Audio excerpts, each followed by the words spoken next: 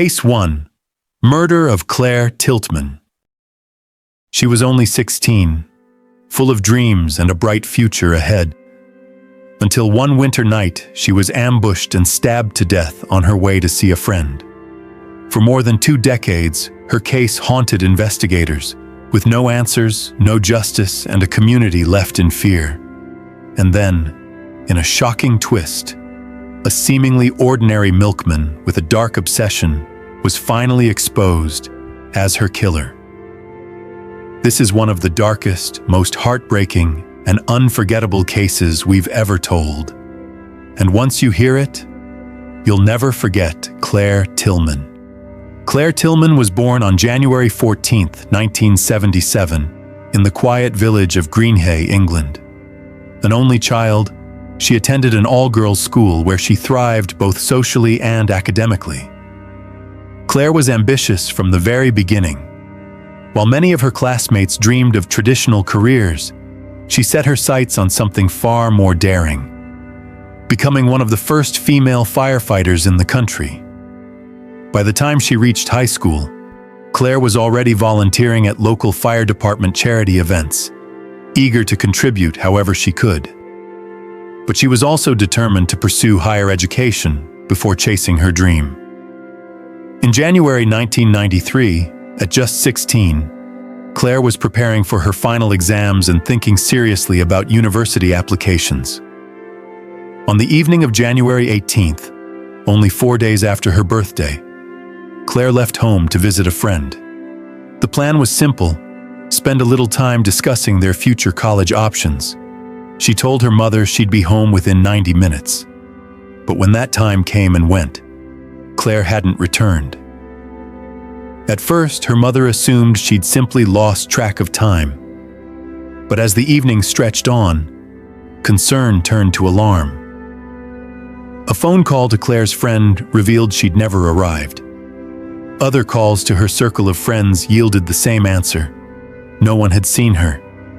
Not long after, Claire's mother stepped outside and ran into a neighbor who mentioned police activity a few miles away. Ambulances, flashing lights, and a heavy police presence. The pit in her stomach deepened. She rushed to the local police station to report her daughter missing. Instead of taking the report, officers told her to go home. Someone would come by shortly with more information. A little while later, there was a knock at the door. Police officers delivered the devastating news: Claire had been found dead. That evening, 2 men driving along a rural road had spotted a teenage girl kneeling near the roadside. Concerned, they stopped to help. Up close, it was clear something was terribly wrong. She was pale, barely breathing, and slipping in and out of consciousness. While one of the men ran to a nearby pub to call for help, the other stayed by her side. At first, he thought she might have been hit by a car, but within minutes her condition worsened.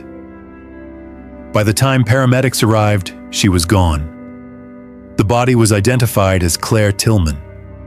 The autopsy was grim.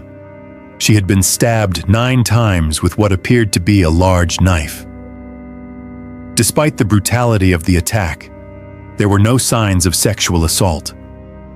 Investigators quickly retraced Claire's last known steps and discovered where the attack likely occurred.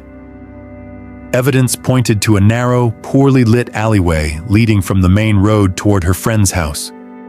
From the pattern of her wounds, detectives concluded she had been ambushed from behind. But that was as far as the trail went. The alley offered no witnesses, no cameras, and no clear forensic evidence.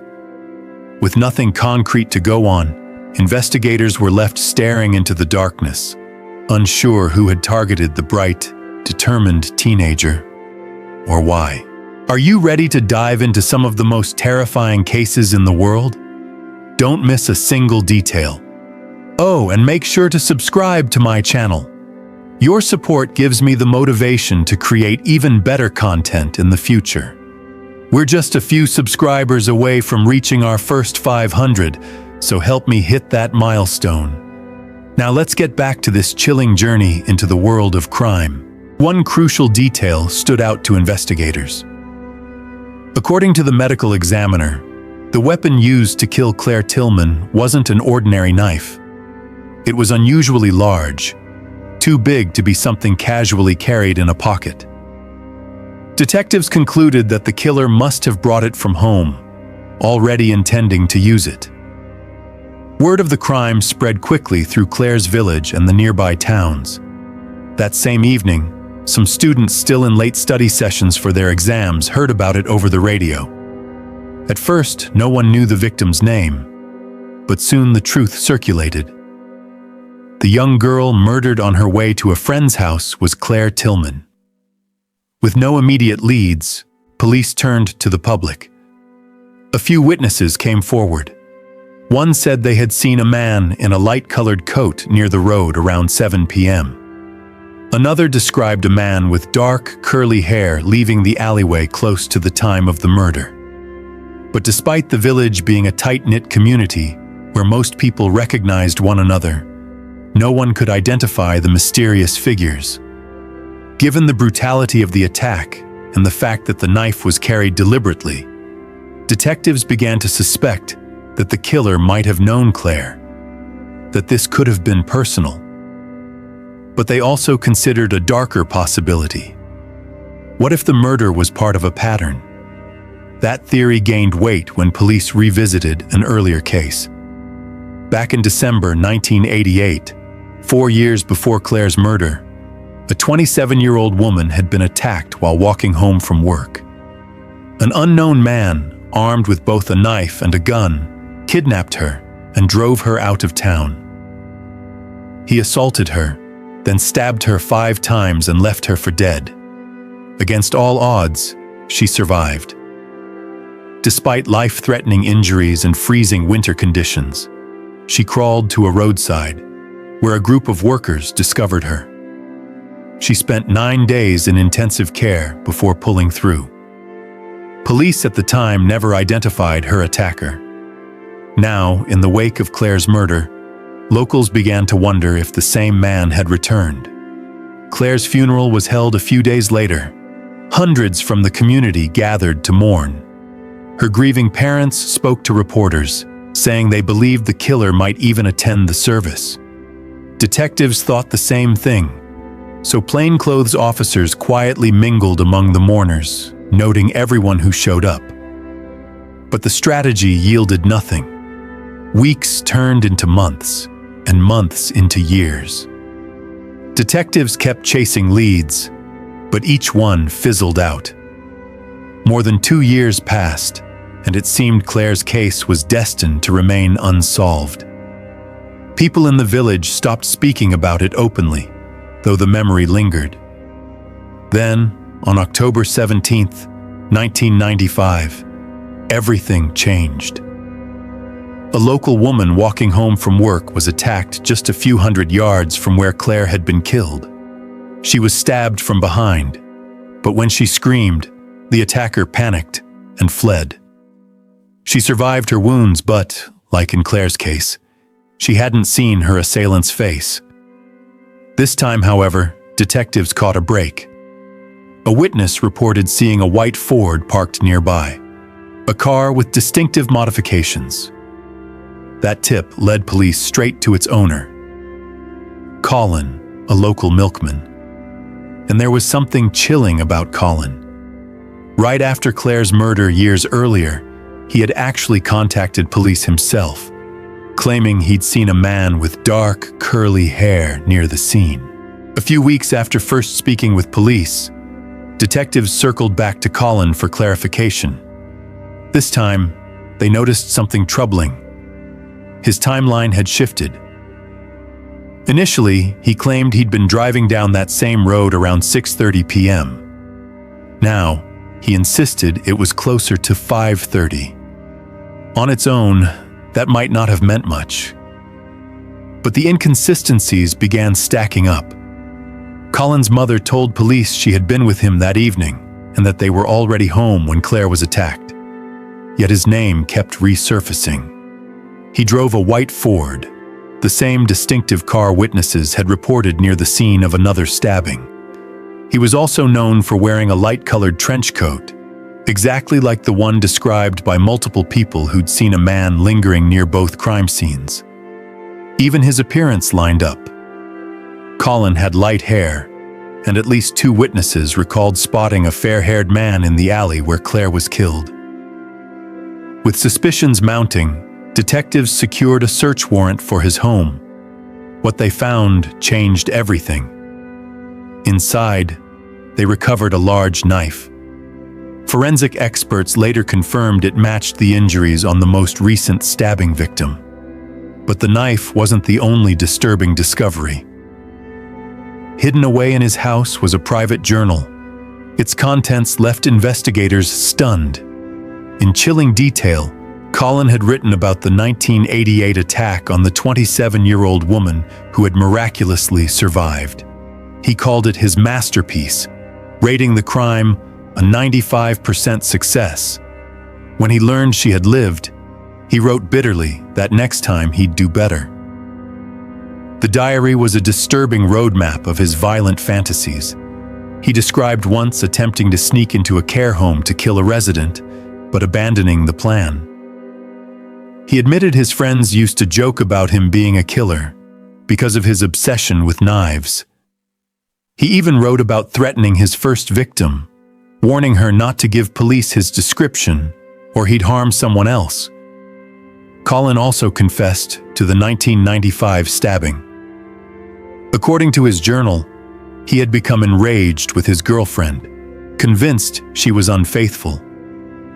Fueled by jealousy and anger, he got into his car and drove aimlessly until he saw a lone woman walking home. He described how he attacked her, then admitted he felt relief afterward and didn't care whether she lived or died. The pages revealed more. Plans for future murders and chilling notes about breaking into the homes of women he knew while they were away. The search of his car only deepened the horror. Detectives found blood-stained clothing and a torn piece of a tie. Forensic analysis showed it was the same tie he had used in his attempt to strangle his first victim back in 1988. That evidence alone was enough to charge Colin with the 2 confirmed attacks. But detectives were convinced he was also responsible for Claire Tillman's murder. They just needed a link. It didn't take long to find one. Colin's family knew Claire's. Both families frequented the same community center where locals gathered for events. In fact, Claire had celebrated her birthday there just 4 days before she was killed, and Colin had been at the center that very night. Investigators eventually confirmed something chilling. Colin had attended Claire's funeral. But even with that knowledge, they still didn't have a shred of physical evidence tying him directly to her murder. While Colin sat in custody for the other stabbings, detectives pressed him for answers. He denied any involvement. Instead, he tried to deflect suspicion, suggesting the real killer might have been a man who once played pool with Claire at the community center. According to Colin, that man left town shortly after the murder and was last seen at the funeral. Detectives tracked him down, but the lead quickly collapsed. The man didn't match any of the eyewitness descriptions, whereas Colin himself fit them perfectly. Still, without hard evidence, the case against him stalled. In the end, he was only charged for the 2 confirmed attacks from 1988 and 1995. In December 1996, Colin pled guilty. The judge handed him 3 life sentences, though parole was possible after just 15 years. But for investigators, Claire's case remained unfinished. Out of every suspect they had ever looked at, Colin was still the one who made the most sense. 2 obstacles stood in their way: the absence of physical evidence and his supposed alibi. That alibi came from his mother. She told police that she and Colin had been delivering flyers and were already home when Claire was murdered. But there was a glaring contradiction. The day after Claire's death, Colin himself called police and reported seeing a man with dark hair near the crime scene. If that were true, it placed him at the alley right around the time of the attack, directly undermining his own mother's story. This raised a disturbing possibility. Had his mother lied to protect him? And there was reason to suspect she might. She wasn't just any parent. She was the town's sitting mayor, and her husband was a former political party advisor. When detectives confronted Colin's parents again, they stuck to their story. But digging deeper, police uncovered the truth. His mother hadn't been with him that night. The alibi was fabricated, and worse, Colin's father admitted he had destroyed key evidence, a knife Colin brought home after the 1995 attack. He boiled it in water, dismantled it, and threw the pieces away just hours before detectives executed a search warrant. For that, he served a 12-month prison sentence. Later, Colin's mother admitted on television that it was actually her idea to get rid of the knife, claiming she was convinced her son was innocent. Even so, the lack of hard proof meant Colin couldn't be charged with Claire's murder. While he served his sentences for the other attacks, detectives kept combing through his past. In a routine search of his prison cell, officers uncovered disturbing notes filled with graphic fantasies about women Colin knew, eerily similar to the writings in his earlier journal. But again, none of it provided a direct link to Claire. Other suspects surfaced over the years. One local man, who killed his own mother in 1994, left behind a note suggesting she had suspected him in Claire's case. Another was serial killer Robert Snapper, convicted of 3 murders. But in both cases, investigators found no hard evidence connecting them to Claire. The investigation stalled, and Claire's parents were left with the heavy weight of unanswered questions. They remained convinced Colin was the killer. Tragically, both passed away. Her mother in 2008, her father in 2012, without ever seeing justice for their daughter. The case might have faded forever, but in 2013 it gained new momentum. Detectives launched a fresh appeal, urging anyone with information to come forward. Even the Prime Minister voiced support for their efforts. Among the new tips was a breakthrough. One of Colin's former cellmates came forward. He said Colin had bragged about attacking a girl, describing how he saw her at a crosswalk and something inside him just snapped. That detail stood out immediately. Claire had last been seen at a crosswalk leading straight into the alley where she was killed. Armed with the new lead, detectives secured another warrant and searched Colin's home again. They didn't uncover much, but one item caught their attention. A newspaper clipping about Claire's murder, saved a full year after her death. By then, a change in UK law proved decisive. Prosecutors were now allowed to present a suspect's prior convictions in court. With Colin, that meant jurors could hear about his history of knife attacks, both committed within miles of Claire's murder scene, both chillingly similar in method.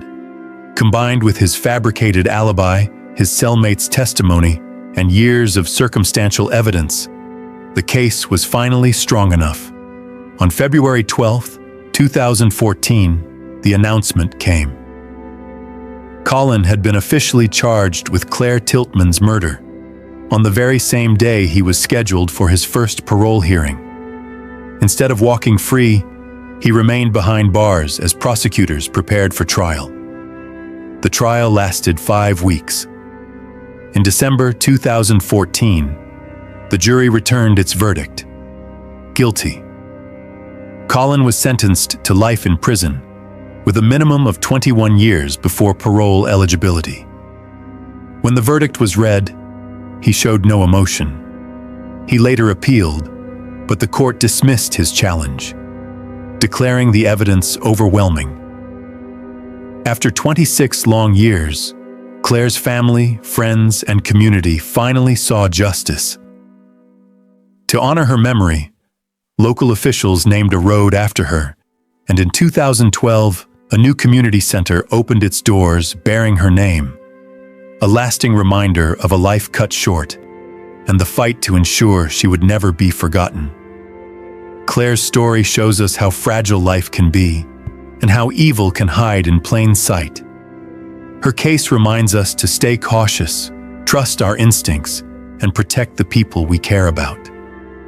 Justice may take time, but it will come, and her memory will never be forgotten. Case 2: Murder of Pamela Chrysler. A woman was found dead in her apartment under disturbing circumstances. At first, detectives thought the case would be straightforward, but what began as a routine homicide investigation would spiral into a 15-year mystery marked by twists, false leads, and unanswered questions, until a single stroke of chance finally exposed the truth.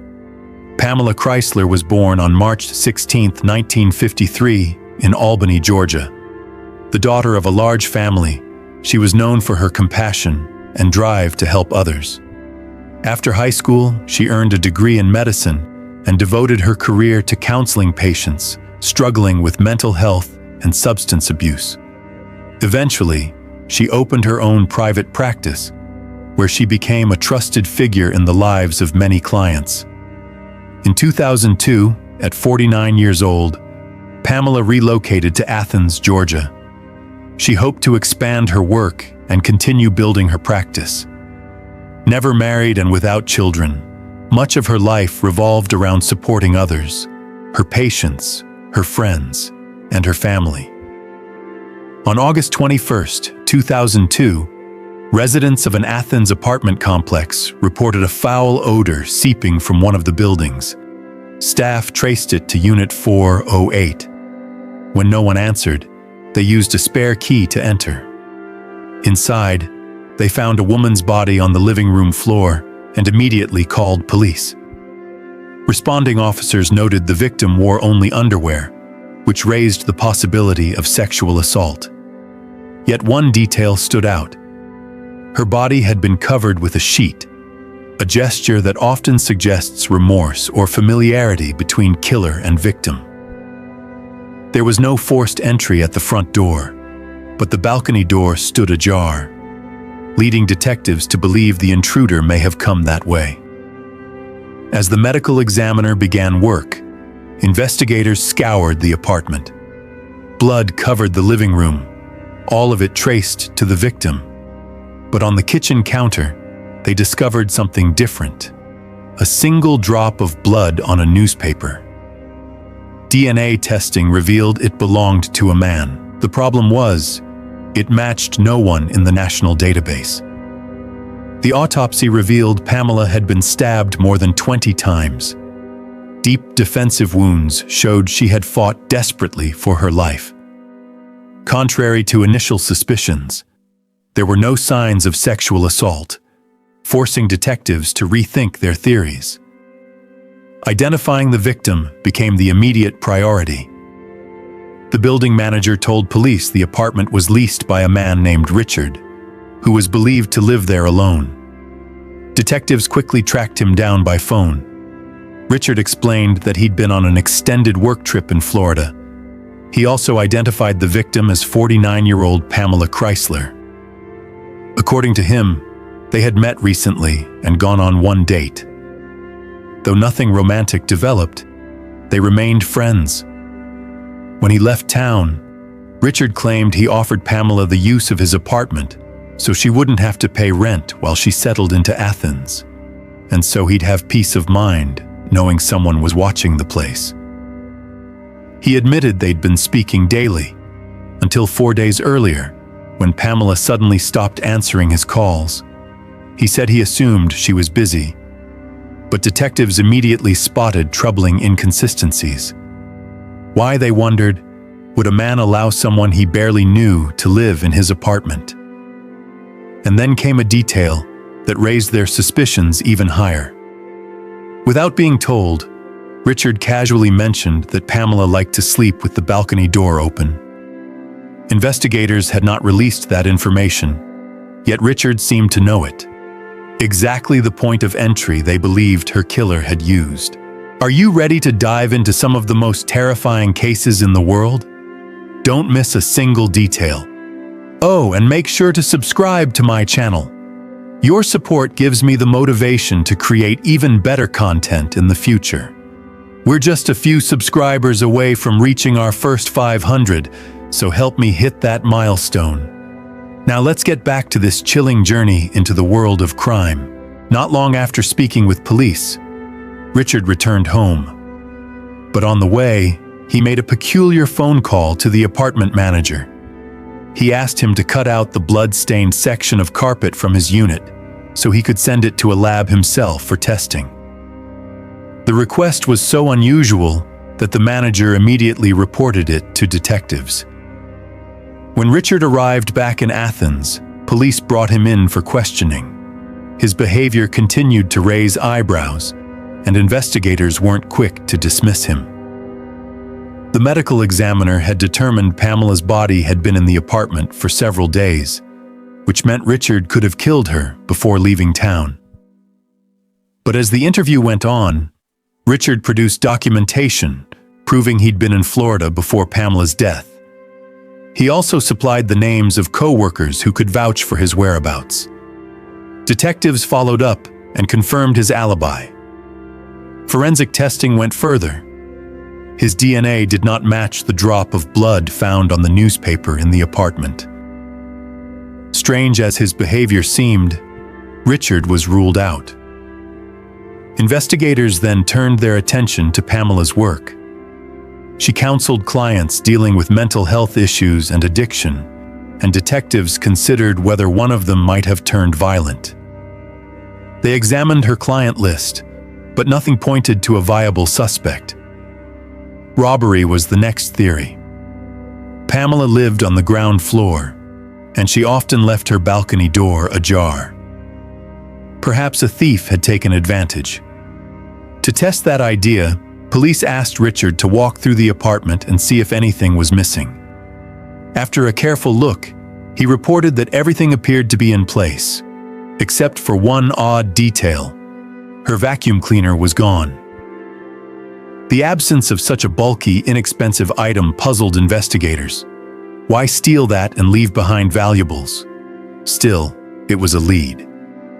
Detectives began checking local pawn shops, and soon enough, they found the missing vacuum. But the discovery only deepened the mystery. The shop had no cameras, and the only clue was the employee's recollection of a young man, maybe around 20, who had brought it in. Attempts to track him down went nowhere. Once again, the investigation hit a dead end. A few days after Richard was cleared to return to his apartment, he began speaking with neighbors. Curious about the missing vacuum, he asked if anyone had noticed someone taking it from his place around the time of Pamela's death. Police had already considered the possibility that the vacuum might have been stolen earlier and gone unnoticed. But then one neighbor shared something unsettling. She explained that on the night of the murder, unable to sleep, she had heard noises in the hallway. Looking through her peephole, she saw a young man she didn't recognize rolling a vacuum cleaner out of Richard's apartment. At first, she thought about opening the door to offer help, but something felt wrong. She hesitated. As she watched, she cracked open a soda can she had been holding. The sharp sound made the man freeze. He turned and stared directly at her door for several seconds, before grabbing the vacuum, shutting the door behind him, and vanishing down the hall. Detectives were frustrated that she had waited weeks to share this information, but she insisted it hadn't seemed important at the time. Now that she had spoken up, police worked with her to create a composite sketch. When they showed it to the pawn shop employee, he confirmed the man in the sketch looked like the person who had sold the vacuum. Detectives released the sketch to the media, hoping someone would recognize him. But no useful tips came in. With no other evidence and no way to identify the man, the case eventually went cold. Over the years, it was reopened multiple times, but every new lead ended in another dead end. For 15 years, Pamela's murder remained unsolved. Then, unexpectedly, the investigation broke wide open. Detectives were notified that a new DNA profile had been added to the FBI's database. It matched the drop of blood found at the crime scene. The profile belonged to a 30-year-old man named Abdus Lar Rowe. His name had never once appeared in the case files, though he had crossed paths with law enforcement before. When Lar Rowe was a child, his parents were members of a religious sect led by Dwight York, who built an extravagant compound in rural Georgia. York later became infamous when multiple children came forward with allegations of abuse, leading to federal charges that included racketeering, conspiracy, and tax fraud. York was eventually sentenced to 135 years in prison. Years later, when Abdus Lar Rowe was 24, he admitted that his childhood testimony in the Dwight York case had been fabricated. But because he was only a minor at the time, no charges were brought against him. What truly surprised detectives was how his DNA ended up in the system at all. Years after Pamela's death, Lar Rowe was arrested for selling bootleg DVDs and given probation. Not long after, he was pulled over by an officer who found a small bag of illegal substances in his possession. Because he was still on probation, this time he was booked, and a DNA sample was collected. When it was entered into the database, the system flagged it as a match to the blood found in Pamela Chrysler's apartment. Detectives immediately dug into his past and were stunned by what they uncovered. At the time of Pamela's murder, Lar Rowe had been living in the very same apartment complex, just in a different building. He was 16 years old then, and investigators had never even spoken to him. Looking deeper, they located his old high school yearbook. The photo of him at 16 bore a striking resemblance to the composite sketch based on the neighbor's description. Armed with this new lead, detectives brought Lar Rowe in for questioning.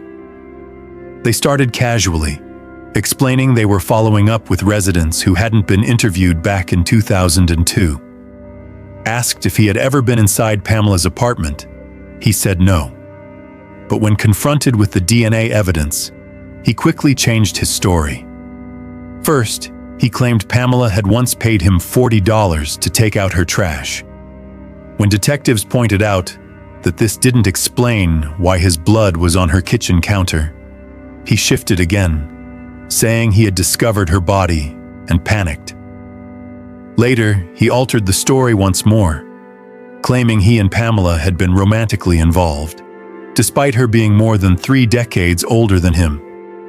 Detectives knew he was scrambling. They didn't need a confession, the DNA was enough. But they followed procedure, securing a warrant to collect a fresh sample for confirmation. While they waited for the results, the case took yet another turn. Lar Rowe's own brother called the FBI tip line. He told agents that years earlier, Lar Rowe had confessed to him that he killed Pamela. According to his brother, Lar Rowe said he had broken into her apartment to steal, but when Pamela woke up and caught him, he panicked and attacked her. Now investigators had more than just DNA. They had a direct statement from a family member. When the lab confirmed the match, Lar Rowe was arrested, and prosecutors prepared to take the case to trial. But despite the mounting evidence, prosecutors knew the case wasn't bulletproof. At the time of the murder, Lar Rowe was just 16. The only physical evidence tying him to the scene was a single drop of blood. No fingerprints, no murder weapon, nothing else to place him there. A jury might decide that wasn't enough for a conviction, so prosecutors offered a deal. If Lar Rowe pled guilty to manslaughter and theft of the vacuum, he would avoid a life sentence and the possibility of the death penalty. He accepted immediately.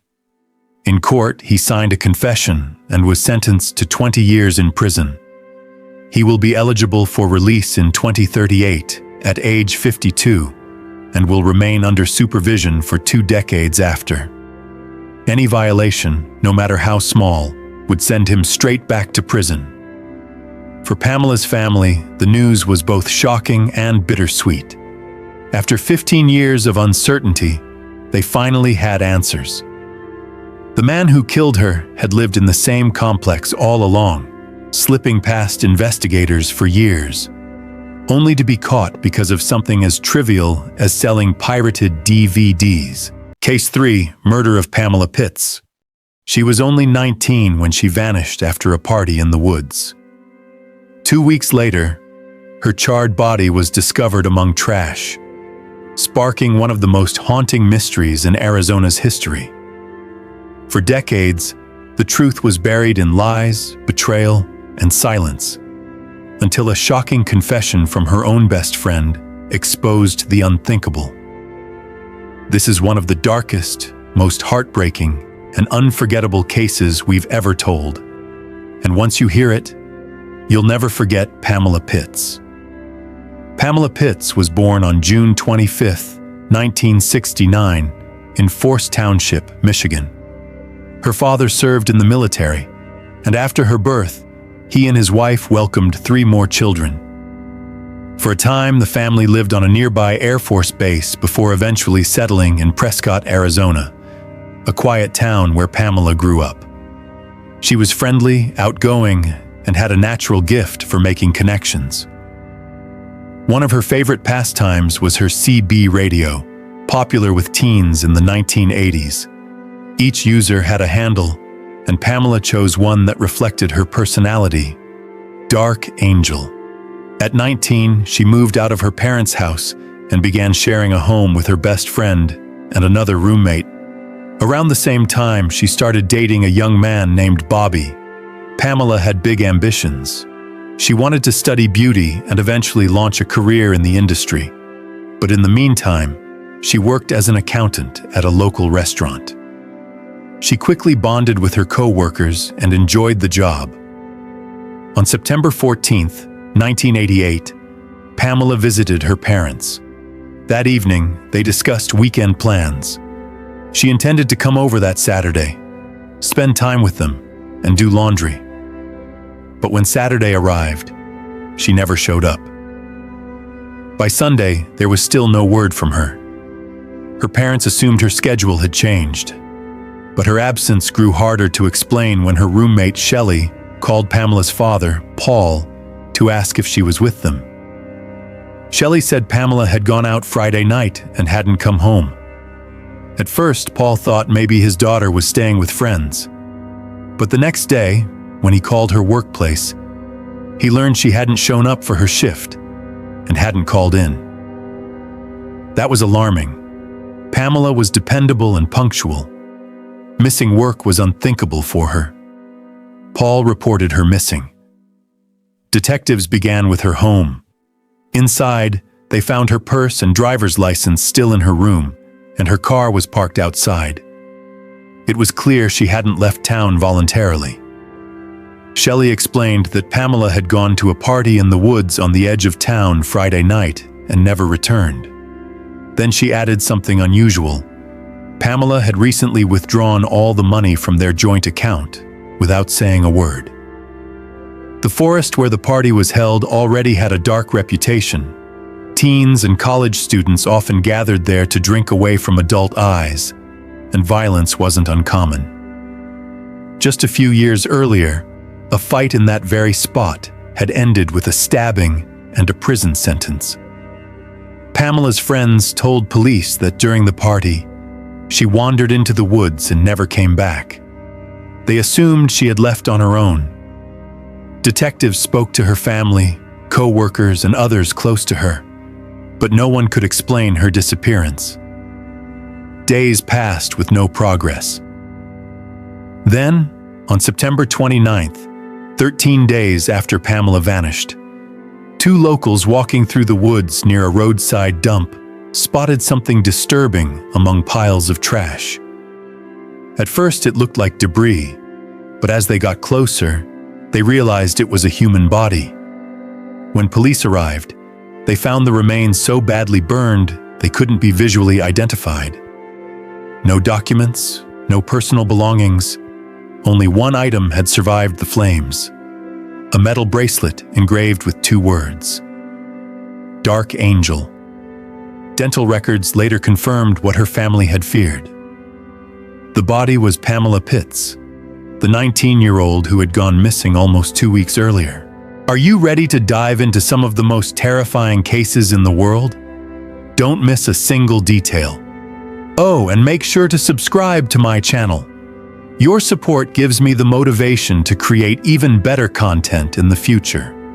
We're just a few subscribers away from reaching our first 500, so help me hit that milestone. Now let's get back to this chilling journey into the world of crime. The medical examiner couldn't determine Pamela's exact cause of death. Her body was simply too badly burned. But there was one chilling discovery. She had been killed well before her remains were set on fire.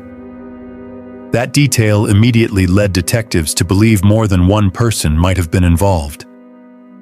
Whoever did this had not only carried out the murder, but also hidden the body for days, possibly weeks, before returning to burn it and dump it at a roadside landfill.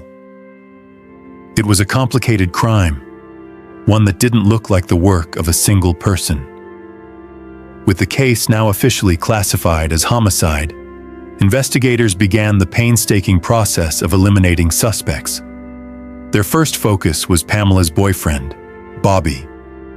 He told detectives that the last time he saw her was at the party in the woods on the night she disappeared. According to Bobby, he left early for his night shift at work, said goodbye to Pamela, and that was the end of it. His alibi checked out, and co-workers confirmed he was on the job that night. Detectives ruled him out and moved on. Next, they turned to Pamela's 2 roommates. Both confirmed she never came home that evening. But when detectives dug deeper, the stories didn't line up so neatly. Jeremy, the first roommate, said he'd been at a football game and spent the rest of the night with friends, an alibi that held up. Shelley, however, told a far stranger story. She said she finished work late, met her boyfriend Raymond, and went to a friend's house. From there, the couple returned to his place sometime after 3 a.m. Shelley claimed she couldn't sleep, so she drove aimlessly around the city until 7 a.m. That timeline immediately raised eyebrows. When detectives asked Raymond to confirm it, he said something very different. He remembered getting home closer to 11:30 p.m., not 3 a.m. Confronted with the discrepancy, Raymond shrugged it off, saying it had been more than 2 weeks and he couldn't recall the exact time. He agreed to a polygraph test and passed without issue.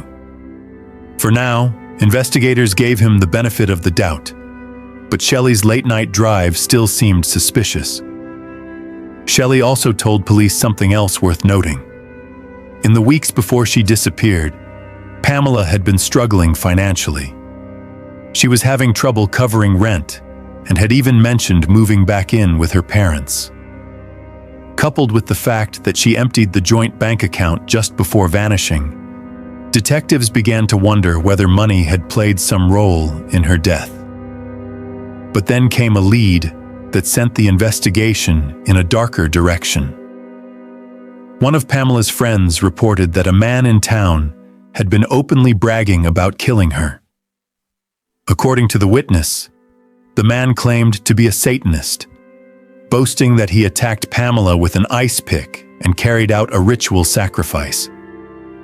Police tracked the man down and questioned him, but he flatly denied any involvement. More importantly, the story didn't line up with the evidence. Pamela's remains showed no injuries consistent with an ice pick, and the talk of rituals seemed more like fantasy than fact. Detectives concluded it was nothing more than someone trying to insert himself into the case. Not long after, detectives got another lead. A witness from the party mentioned a young woman named Melinda, someone with a reputation for starting fights and a temper that could flare in an instant. According to him, she and Pamela had clashed that night, and the argument ended with Melinda physically attacking her. Investigators wasted no time bringing Melinda in for questioning. She flatly denied the story, claiming she hadn't even been at the party. Detectives pressed her, but she stuck to her version, saying she'd spent the night at a local hotel with a small-town band. The problem? No one could verify her alibi. Meanwhile, multiple witnesses insisted they had seen her at the party. The conflicting accounts were enough to push the case further. Prosecutors arranged a formal sworn hearing where Melinda once again denied everything. With more and more witnesses contradicting her, detectives finally charged her, not with murder, but with perjury. 4 months later, she was arrested, but the case against her quickly unraveled. With no physical evidence linking her to Pamela's death, prosecutors had no choice but to drop the charges. After serving just 10 months behind bars, Melinda was released. Almost immediately, she left the state and never came back. From there, Pamela's case stalled. Without new evidence, it went cold. For years, it seemed like answers would never come. Then, in May 1991, everything changed. A group of students exploring an abandoned mine outside Prescott stumbled upon a grisly scene. At the bottom, wrapped in the lining of a waterbed, was the body of a man. Based on decomposition, he had been there for weeks. Medical examiners identified him as 29-year-old Raymond Clerks, Shelley's boyfriend. Shelley, of course, had been Pamela's roommate at the time of her disappearance. The cause of death was a single gunshot wound to the head. For detectives, the discovery raised an immediate question. Was Raymond's murder connected to Pamela's unsolved case? Looking into Raymond's last days, investigators learned that his family had been trying to reach him for weeks. Shelley told them he had gone out of town on business and hadn't come back. That explanation held up until Raymond missed a family wedding. That was when his relatives realized something was very wrong. Detectives went straight to Shelley. She claimed she knew nothing about his disappearance and said she was as worried as anyone else. But while speaking with her inside the house, officers noticed something troubling. Faint, dried bloodstains leading toward the garage. They followed the trail and found her car. As soon as they got close, the smell hit them. An overpowering odor of decomposition coming from the trunk. Inside, the lining was soaked with blood, later confirmed to be Raymond's. Under the front seat, officers discovered a handgun. Ballistics proved it was the same caliber weapon used in his execution. Shelley was arrested on the spot. She denied any involvement, but the evidence mounted quickly. Tire impressions found near the mine matched the tires of a pickup she had borrowed from a friend around the time Raymond disappeared. Even more damning, a flashlight recovered from the bottom of the shaft carried her fingerprints. For detectives, it was a breakthrough. One that not only exposed Raymond's killer, but also cast new suspicion on Shelley's role in Pamela's unsolved murder. Despite the overwhelming evidence against her, Shelley refused to confess. For nearly 2 years, she held firm while prosecutors quietly built their case. Just before the trial was set to begin, she finally broke. Sitting across from detectives, Shelley agreed to explain what had really happened to Raymond. According to her, she and Raymond had been together for several years. During that time, he had been working toward his dream of becoming a commercial pilot. When he finally earned his license, Raymond announced plans to move to California for a job opportunity and made it clear Shelley wasn't part of that plan. He wanted to end the relationship, and he intended to take their dogs with him. Shelley claimed their final confrontation happened while the two were out of town, lying on the roof of a car watching planes overhead. Heartbroken and desperate, she said she pulled out a gun and shot Raymond in the head. But detectives didn't buy it. Forensics told a very different story. Evidence showed Raymond had been killed inside their home, not in some remote location. Investigators believed his body was kept in the trunk of Shelley's car for nearly 2 weeks before she borrowed a friend's pickup truck, moved him again, and finally dumped him in the abandoned mine. There was something else that troubled them. The scope of the cleanup, the transport, and the disposal seemed like more than one person could manage alone. Detectives suspected Shelley had help, but she refused to name anyone else. Sticking to her story, she shouldered the blame entirely. Ultimately, she was sentenced to 20 years in prison without the possibility of parole. For detectives who had never stopped thinking about Pamela's case, the connection was impossible to ignore. If Shelley was capable of killing Raymond, could she have been involved in Pamela's murder too? It was a haunting possibility. But without hard evidence linking her to the crime, all they had were suspicions, and Pamela's case went cold once again. In the aftermath, Raymond's father stepped in to support Pamela's grieving family.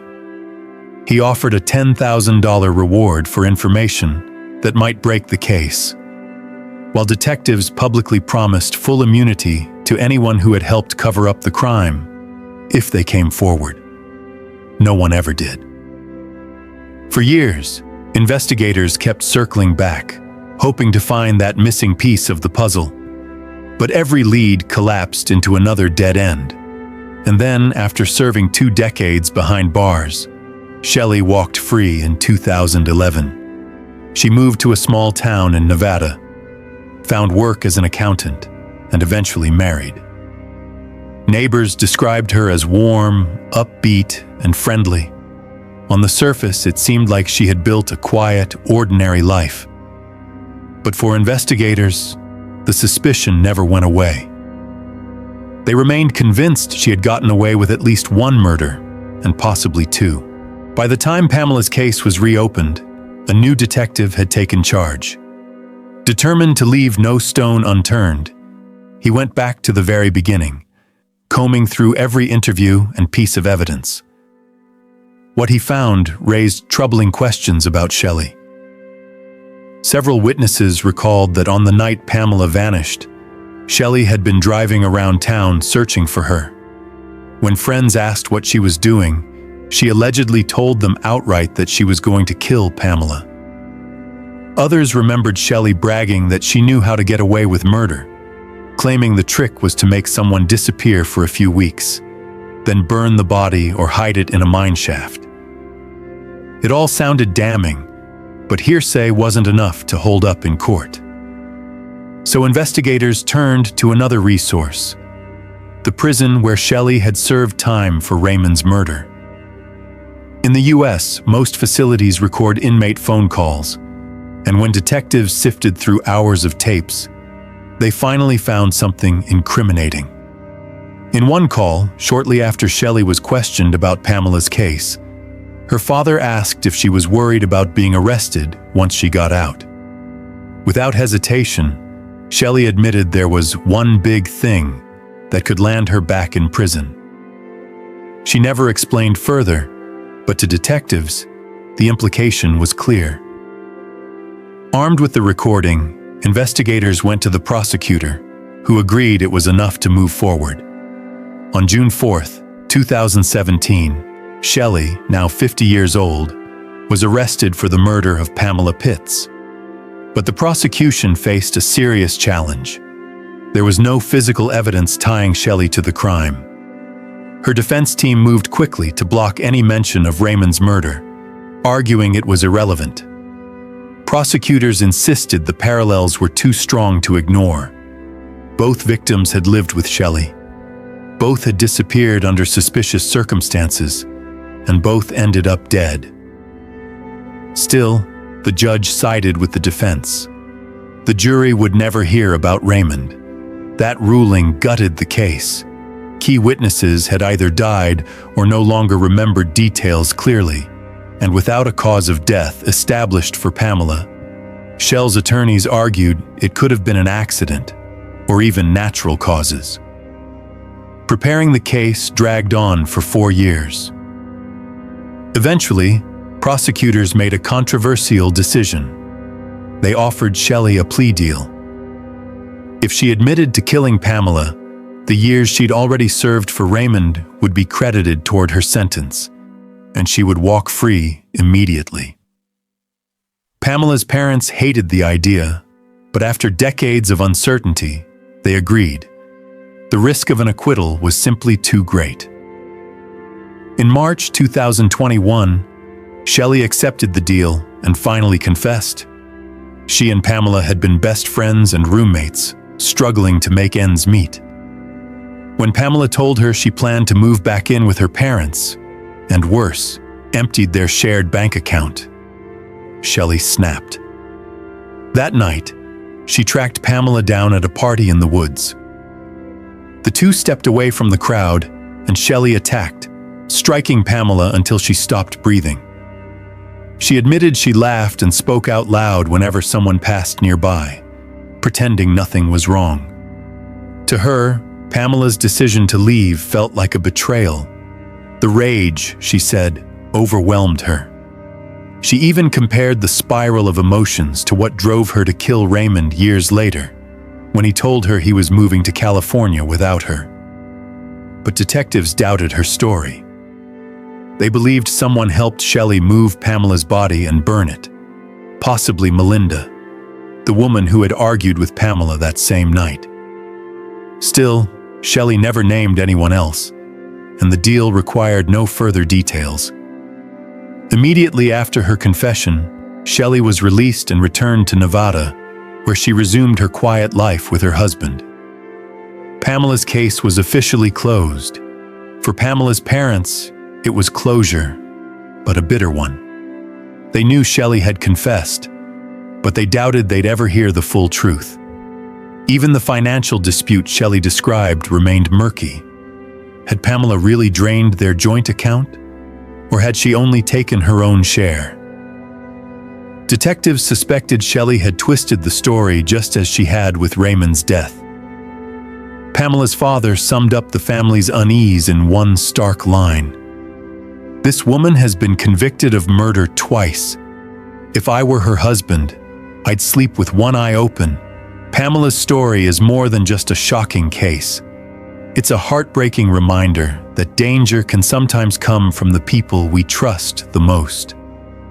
For years, her killer lived freely, even close to her family, while the truth remained hidden.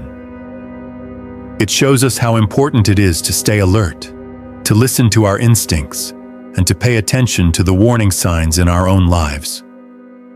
Tragedies like this don't only exist in true crime stories. They happen in real life to real people. So let Pamela's case be a lesson. Always protect yourself, trust carefully, and remember that sometimes evil hides behind the face of a friend. Case 4. Murder of Eve Carson. This is the story of one of the brightest, most promising young women, a student leader, loved by her entire community, whose life was stolen in the most brutal way imaginable. Kidnapped from her own home, forced to withdraw money, and executed by 2 ruthless criminals. This case shook an entire nation. It is one of the darkest, most heartbreaking, and unforgettable stories we've ever told. And once you hear it, you will never forget Eve Carson. Eve Carson was born on November 19, 1985, in Athens, Georgia. From an early age, she was known for her drive and determination. In high school, she excelled not only in academics, but in leadership and service. She served as vice president of the student council, volunteered at a nursing home and a shelter for abused teens, worked as a congressional page, and even assisted in a stem cell research lab. all while still a teenager. After graduating with honors, Eve enrolled at the University of North Carolina, double majoring in political science and biology. Her academic record earned her a prestigious scholarship, and she quickly became one of the most respected students on campus. She held leadership roles in multiple organizations, continued her volunteer work, taught science to elementary school students, and joined service trips abroad. She spent a summer in Ecuador assisting doctors, studied for a semester in Cuba, and joined a research project in Egypt. By her senior year, Eve was widely admired for her achievements and had already secured a job offer at a major company. In March 2008, Eve was 22 years old and in her final semester at UNC. She lived in a house off campus with several close friends. On the night of March 5th, around 1:30 a.m., her roommates left for a party and invited her along. Eve declined, explaining that she had classwork to finish. When her friends returned around 4:30 a.m., something felt wrong. The front door was wide open, the lights inside were on, but Eve and her car were gone. They tried calling her, but she didn't answer. At first, they assumed she had stepped out unexpectedly and would be back soon. By the following day, when there was still no sign of her, one friend went to the police to file a missing persons report. That's when investigators delivered devastating news. Earlier that morning, they had discovered the body of a young woman but had not yet identified her. When police showed a photo, Eve's friend immediately recognized her. It turned out that around 5 a.m., just a short time after Eve vanished, a resident a mile away had been awakened by the sound of gunshots and a chilling scream. Alarmed, she called police. Officers rushed to the area and found the body of a young woman lying in the street. She carried no ID, no phone, nothing that could help confirm who she was. What they did know was that she had been shot multiple times. With Eve's identification confirmed, detectives interviewed her roommates to establish a timeline. At 1:30 a.m., she was at home studying. By 5 a.m., she was dead less than a mile away. The pressing question was how she ended up there, and who was responsible for her murder. Are you ready to dive into some of the most terrifying cases in the world? Don't miss a single detail. Oh, and make sure to subscribe to my channel. Your support gives me the motivation to create even better content in the future. We're just a few subscribers away from reaching our first 500, so help me hit that milestone. Now let's get back to this chilling journey into the world of crime. With Eve's car missing, detectives quickly began to suspect robbery as the motive. Their suspicions grew stronger when they searched her room and discovered that her wallet and credit cards were gone. They hadn't been left near the body either. The medical examiner's report ruled out sexual assault, narrowing the scope of possible motives. Phone records revealed that her last signal had pinged off a tower near a highway outside of town, but the phone itself was never recovered, suggesting the killer had thrown it away. Then came the first real breakthrough. Eve's car was found abandoned only a few miles from her house. Investigators sent it straight to forensics for fingerprint and DNA testing. At the same time, experts analyzing her computer discovered it had been active until 3:30 a.m. That meant Eve was still at home at least 2 hours after her roommates left for the party. Sometime after that, she was forced out of the house and ended up a mile away, where she was killed. News of her murder spread rapidly through Chapel Hill. Eve wasn't just another student. She was one of the most visible leaders on campus. The shock was immediate, and grief quickly gave way to fear. If someone like Eve could be targeted, no one felt safe. Tips poured in by the dozens, but none brought detectives closer to answers. Then investigators made a critical discovery. Since Eve's cards were missing, they pulled her transaction history. What they found was damning. Just 18 minutes after she last used her computer, $700 was withdrawn in 2 separate transactions. A third attempt to take out more cash was denied when the card hit its daily limit. The withdrawals were traced to an ATM across town. Detectives obtained the security footage and confirmed a match. There was Eve's car, parked at the machine. A man was visible in the driver's seat using her card. In the blurry video, a figure appeared to be sitting in the back seat as well. Investigators feared it might be Eve herself, but the footage was too grainy to confirm. Forensic specialists tried enhancing the video, but the image never improved. Police soon learned the same suspect had attempted to use Eve's card at several other ATMs across the city, but none of those machines had cameras. Then, on March 7th, 2 days after her death, another alert came in. Around 12:30 a.m., someone had tried to use Eve's card again, this time at an ATM inside a 24-hour convenience store in a nearby town. Officers rushed to the scene, and this time they caught a break. The machine had working surveillance. When they pulled the footage, detectives saw the suspect clearly. But there was a twist. The man on this video wasn't the same person seen in the first ATM footage. With 2 different men caught on surveillance, investigators had to confront a troubling possibility. More than one person might have been involved in Eve's murder. If not, perhaps the killer had passed her card to someone else. Either way, they needed an identity. Unfortunately, the grainy footage wasn't enough to get a clear match, so detectives went public. They released the images to the media, hoping that someone in the community would recognize the men. The case had already gripped the city, and the tip line was flooded with calls. But once again, every lead came up short. That changed on March 12th.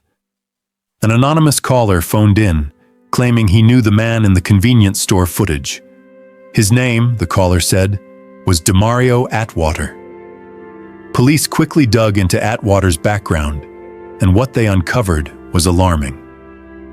Just 21 years old, he already had a lengthy record: robberies, assaults, drug charges, and more.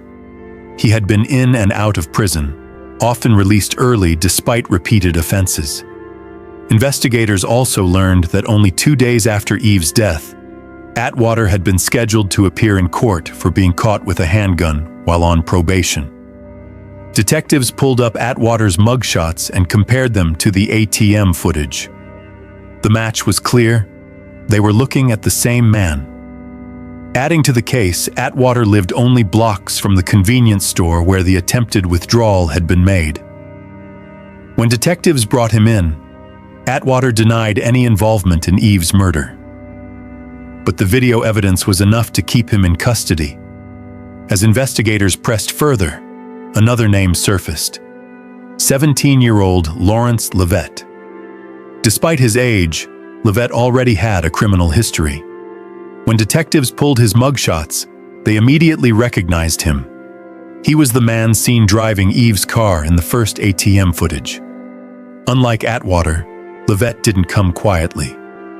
When officers arrived at his home, he barricaded himself inside. The standoff escalated until SWAT was called in. Once arrested, Levet too denied any role in the killing. With both suspects in custody but refusing to talk, detectives built their case with evidence. Cell phone data placed them both near Eve's neighborhood on the night she was killed, even though neither lived nearby. Investigators pieced together what they believed happened. Atwater and Levet had been out looking for someone to rob when they spotted Eve alone at home. They forced her to accompany them, driving her to a series of ATMs where she was made to withdraw cash. When they realized they had already hit her daily limit of $700, they drove her to a secluded spot on the edge of town. There, they ended her life. Given the brutality of the crime, prosecutors announced they would seek the death penalty for Demario Atwater. For Lawrence Leavitt, the situation was different. Because he was only 17 at the time of the murder, the maximum penalty he faced was life in prison. Still, prosecutors worried the evidence alone might not guarantee convictions. So they made a calculated move. They offered Atwater a deal. In exchange for pleading guilty, they would take the death penalty off the table. He accepted. Atwater admitted that he and Leavitt set out that night intending to commit a robbery. According to him, it was Leavitt's idea to head toward the university campus to look for a victim. As they drove through a neighborhood, they spotted Eve through the window of her home and decided she was the one. Armed with guns, they forced their way inside and made her drive them in her own car. Over the next several hours, they stopped at ATMs across the city, withdrawing as much money as they could. The entire time, Eve begged for her life, promising she would not tell anyone if they let her go. But instead of showing mercy, they planned to kill her because she had seen their faces, despite making no effort to conceal them. Atwater told prosecutors that they drove her to a deserted street and shot her multiple times with 2 different guns. Before they opened fire, he recalled, Eve asked them to pray with her. They refused. In April 2010, 2 years after the crime, Atwater was sentenced. Because of his plea agreement, the judge spared him the death penalty but imposed life in prison plus 30 additional years. In court, Atwater turned to Eve's parents, apologized, and said he deserved whatever punishment he received. Leavitt, however, refused to plead guilty. His trial began in December 2011. Despite his defense attorney's arguments, Atwater's confession and the physical evidence were overwhelming. The jury found him guilty, and he was sentenced to life in prison. But Leavitt's case didn't end there. In 2013, the State Court of Appeals overturned his sentence, citing a Supreme Court precedent that ruled life without parole for juveniles was unconstitutional. At his new hearing, Leavitt spoke directly to the court, insisting that everyone makes mistakes and denying he was the monster people believed him to be. Yet he expressed no real remorse. The judge again sentenced him to life in prison. Investigators also noted that Leavitt had been a suspect in another eerily similar case. In January 2008, just months before Eve's murder, a 29-year-old student was killed after a break-in. As in Eve's case, money was withdrawn from the victim's account at ATMs across the city. Detectives suspected Leavitt but lacked enough evidence to charge him, and the case was eventually dropped. Eve's murder made national headlines and sparked change. In the summer of 2008, North Carolina lawmakers passed legislation imposing tougher penalties and stricter procedures for gang-related crimes. The law, which took effect that December, was written in direct response to her case. At UNC, her classmates and professors created a scholarship in her name and built a memorial garden on campus to honor her life. In 2009, one of her close friends, later a finalist on American Idol, spoke about how Eve's death had inspired him to audition. Without her, he said, he never would have found the courage to chase his dream. Case 5. Murder of Carolyn Byington. This is not just a crime. It's a nightmare that unfolded in broad daylight. A young woman, full of life and dreams, murdered inside her own apartment during her lunch break. What police uncovered was darker than anyone imagined. A trusted co-worker secretly obsessed, sneaking into her home, planting hidden cameras, and finally striking in the most brutal way. This is one of the most shocking, tragic, and unforgettable cases ever told. And once you hear it, you'll never see trust the same way again. Carolyn Byington was born on May 30th, 1993 in Plainsboro, New Jersey, where she grew up with her parents and older sister. From an early age, she dreamed of exploring the world. After graduating high school, Carolyn enrolled at Lafayette College, where she threw herself into academics and international study. She participated in 2 study abroad programs that took her to Japan and Germany, and ultimately earned 3 degrees: international affairs, sociology, and anthropology. In 2015, she graduated and began working at a marketing firm near her hometown. Wanting to remain close to family, she rented an apartment in Plainsboro. Outside of work, she volunteered with a local youth league, stayed active in community service, and continued to travel whenever possible. By the summer of 2019, Carolyn was 26 years old and well-established in her career. But on June 10th, something unusual happened. Around midday, she left the office to go home for lunch, something her co-workers said she almost never did. When she didn't return that afternoon, concern grew. Calls to her phone went unanswered. Carolyn was known for her reliability, and this behavior was completely out of character. By evening, her co-workers' unease turned into alarm. They contacted police to request a welfare check.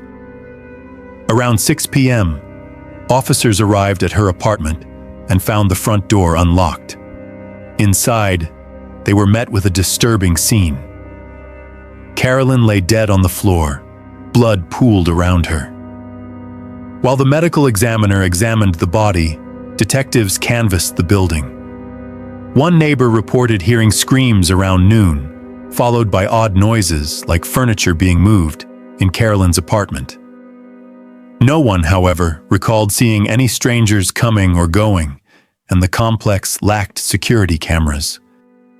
Inside, investigators noted an even more troubling detail. The killer had attempted to clean the scene with bleach, almost certainly the noises the neighbor had heard. Despite this effort, the medical examiner was able to piece together the attack. Carolyn had been beaten repeatedly, then stabbed multiple times in the neck. The weapons were a pair of scissors and a screwdriver, both traced back to her own apartment. There were no signs of sexual assault, and nothing appeared to have been stolen. With robbery and assault ruled out, detectives concluded the attack was personal. Its sheer brutality suggested rage rather than opportunism. Detectives interviewed Carolyn's family and friends, but none could imagine anyone wanting to hurt her. She was described as warm, compassionate, and non-confrontational. She wasn't in a relationship, had no volatile exes, and lived a quiet, community-centered life. Attention turned to her workplace. That's where detectives found their first lead. On the day Carolyn left the office for lunch, another employee had also left, 30-year-old Kenneth Saul. On its own, that detail wasn't suspicious, but Kenneth hadn't returned until much later in the day. According to his manager, Kenneth had called in to say he was having car trouble and was taking his vehicle to a repair shop. But when the manager later checked, there was no record of Kenneth ever visiting the location he mentioned. Colleagues recalled other odd behavior as well. When Kenneth eventually returned to work, he seemed nervous. They noticed scratches on his hands. At one point during casual conversation, Kenneth even asked if police could arrest someone solely on circumstantial evidence. For investigators, these details raised far more questions than answers. Are you ready to dive into some of the most terrifying cases in the world? Don't miss a single detail. Oh, and make sure to subscribe to my channel. Your support gives me the motivation to create even better content in the future. We're just a few subscribers away from reaching our first 500, so help me hit that milestone. Now let's get back to this chilling journey into the world of crime. Police were immediately intrigued by the details surrounding Kenneth Saul and decided to dig deeper. On paper, he hardly looked like a suspect. He was an accountant, married, and a new father. His daughter had been born just a year earlier. He had no criminal record and no history of violence. But the red flags were impossible to ignore, so detectives brought him in for questioning. Kenneth repeated the story he had already told his boss. He'd left work at lunch to take his car to a repair shop. But when pressed for proof, receipts, paperwork, even a phone call to confirm, he couldn't provide anything. Then, under pressure, his story shifted. He now claimed he hadn't gone to a shop at all, but instead fixed the car himself in a nearby park. That change in his account set off alarms. First, altering his story at all made him look unreliable. And second, Kenneth was an accountant, not someone known for handling serious auto repairs on his own, especially during a workday. Still, Kenneth denied any involvement in Carolyn's murder, and at that point, investigators didn't have enough to charge him. Then came a breakthrough. While pulling surveillance footage from nearby businesses, detectives also reviewed dash cam video from a patrol car that had passed through the area shortly after noon. On the footage, they spotted Kenneth's car. It was a critical detail. Carolyn's apartment complex was 6 miles from the office, in another town altogether. Kenneth had claimed he was in a park near work, but the camera placed him right near her home. While this was still circumstantial, it added weight to the case. Another clue came from the autopsy. Medical examiners found traces of skin under Carolyn's fingernails, clear evidence she had scratched her attacker while fighting for her life. And Kenneth had fresh scratches on his hands that he couldn't explain. Unfortunately, the biological material wasn't enough for a full DNA profile. When Kenneth's DNA was tested, the results came back inconclusive. It wasn't a definitive match, but it didn't rule him out either. Despite the lack of direct evidence, detectives were increasingly convinced Kenneth was responsible. Over the next several weeks, they searched for anything else to strengthen their case, but nothing new surfaced. Finally, after consulting with the district attorney, they decided the circumstantial evidence could still stand up in court. 2 months after Carolyn's murder, Kenneth was arrested and charged, and then the case took an unexpected turn. As investigators continued building their file, a letter arrived from the jail, written by Kenneth's cellmate. Its contents stunned detectives. According to the inmate, Kenneth had offered him $15,000 to commit a murder after his release. The instructions were chillingly precise.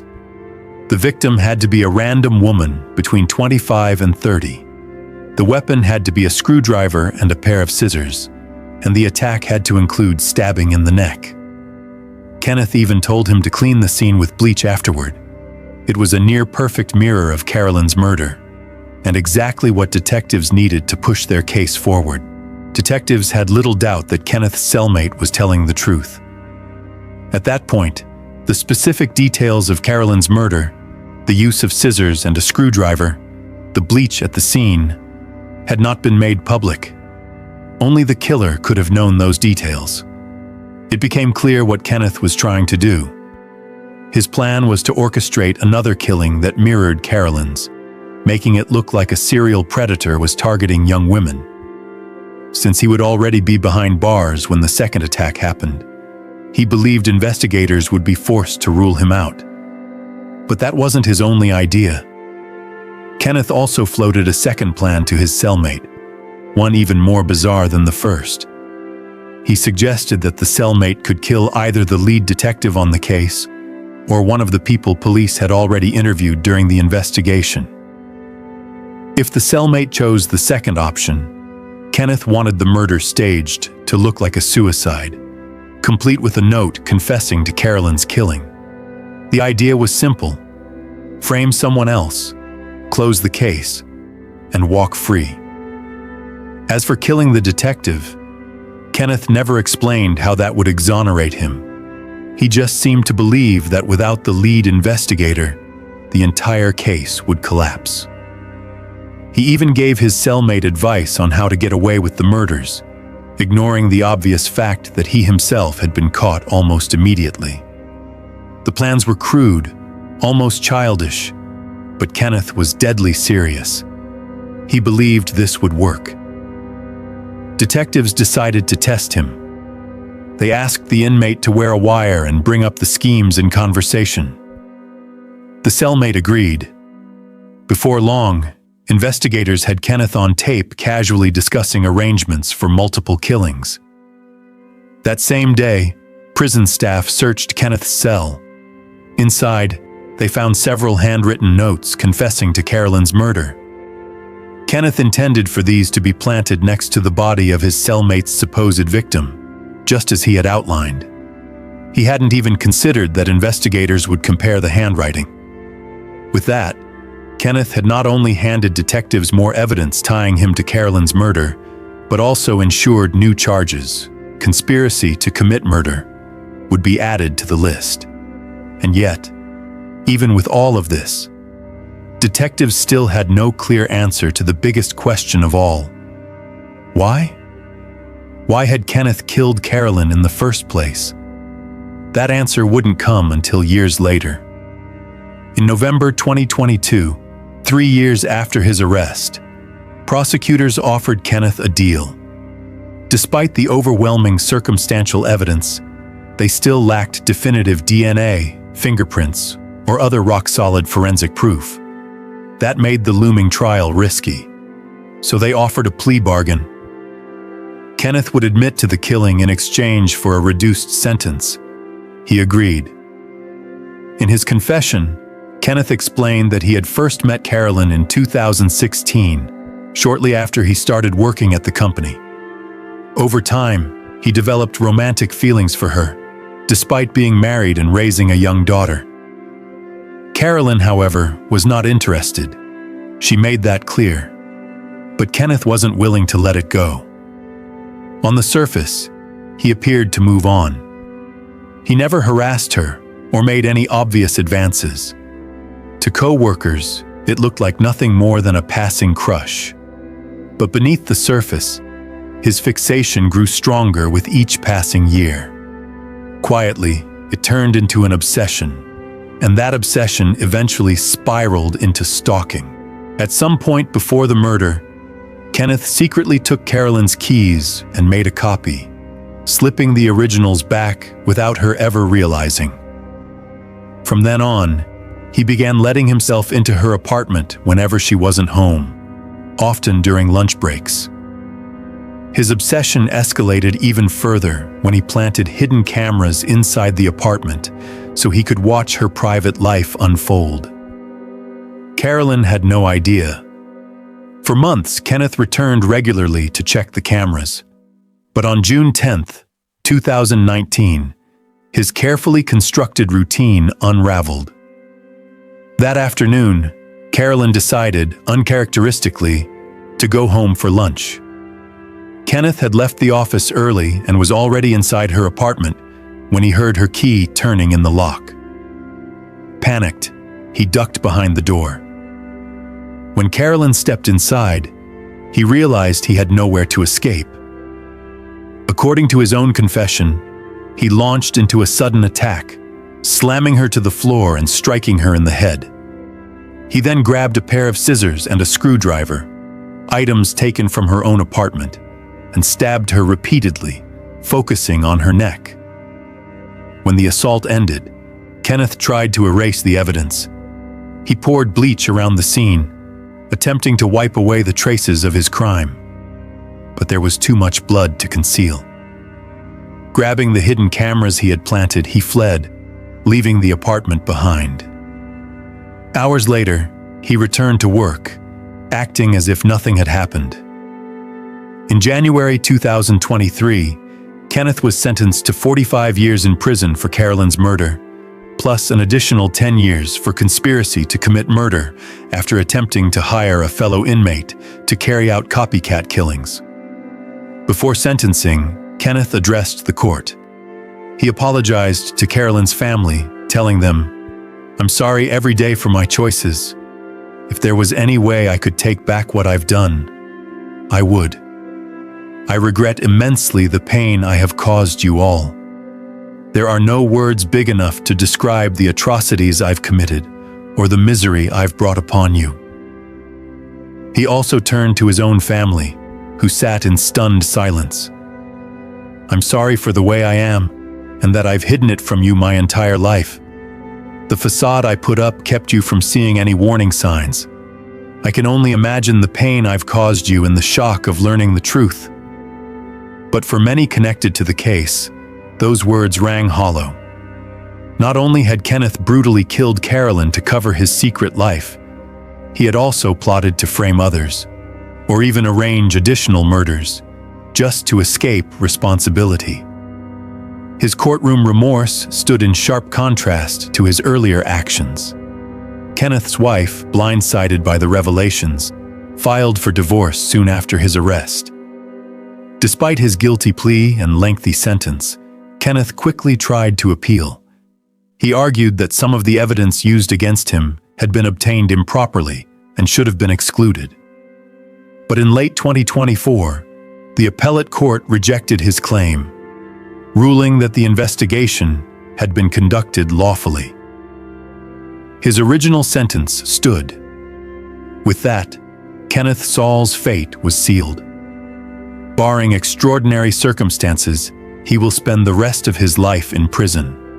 A once ordinary family man revealed to be a hidden predator whose obsession turned into one of Plainsborough's most shocking murders. Be sure to let us know what you think of the story in the comments below. And if you like this video, smash the like button and don't forget to subscribe. A playlist is going to pop up right now with more videos you'll love. See you guys next time.